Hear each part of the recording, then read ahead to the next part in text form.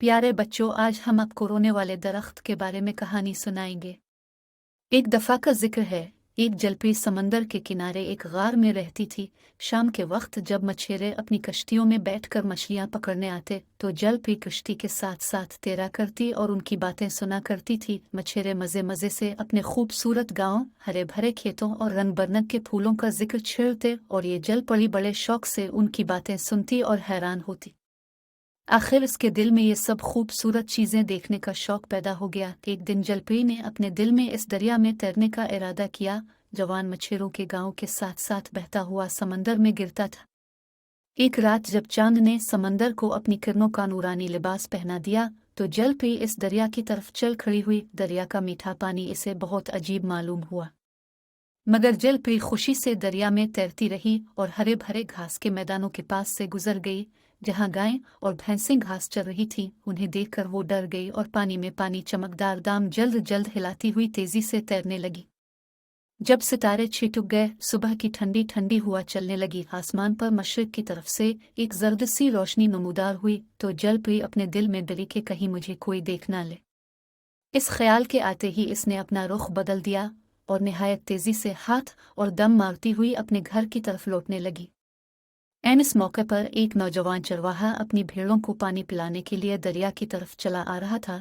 इसकी नज़र जलपरी के चांदी जैसे जिस्म पर पड़ गई। इसने जलपरी को आवाज़ दी। जलपरी ने पलटकर उसकी तरफ देखा। वो इस बिला की हुसैन थी। उसे देखकर चरवाहे को अपने आप की कुछ सादे बादे ना रही।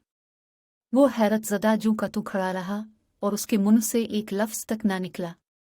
जलपरी ने चरवाहे पर नजर पड़ते ही जोर से एक चीख मारी और पानी में गोता लगा दिया। फिर पानी के नीचे ही नीचे बड़ी तेजी से समंदर की तरफ तैरने लगी।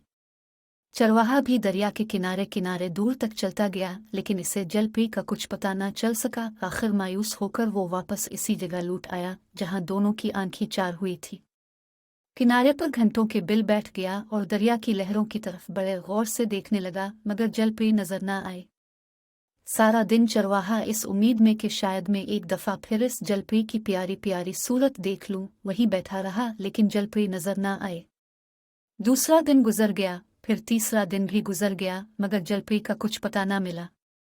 आखिर चरवाहे ने दिल के हाथों मजबूर होकर हमेशा के लिए वही दरिया के किनारे बिस्तर जमा दिया।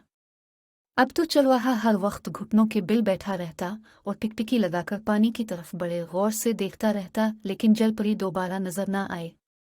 अलिफादेर जलपरी को अपने गार में सही सलामत पहुंचकर फिर कभी इंसान और उसकी चीज़ों को देखने की जुर्रत न हुई और उसने दोबारा समंदर से निकलकर दरिया का रुख कभी नहीं किया। कुछ अरसे के बाद चरवाहे ने भूख प्यास और गम से वहीं अपनी जान दे दी।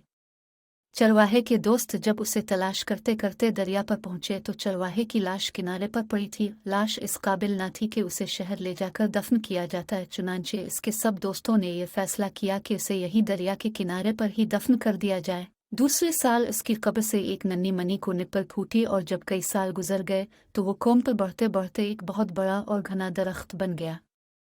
खुदा की शान, यह दरख्त भी चरवाहे की तरह पानी पर झुका हुआ था, जैसे वो किसी की तलाश में पानी में झांक रहा है। और जब शाम की हुआ इसके पत्तों में से गुजरती तो ऐसी आवाज पैदा होती जैसे कोई आहें भर रहा हो। लोगों में यह दरख्त अब तक रोने वाला दरख्त के नाम से मशहूर है।